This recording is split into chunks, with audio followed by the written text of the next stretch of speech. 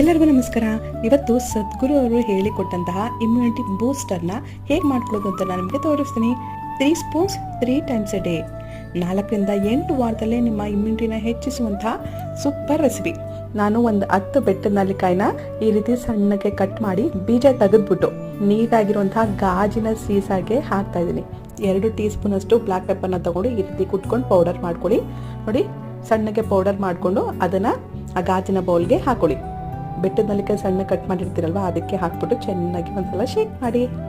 ಕೊನೆಯದಾಗಿ ಜೇನುತುಪ್ಪ, ಶುದ್ಧವಾಗಿರುವಂತಹ ಜೇನುತುಪ್ಪನ ಹುಡುಕಿ ತಗೊಬಂದು ಇದಕ್ಕೆ ಬಳಸಿ.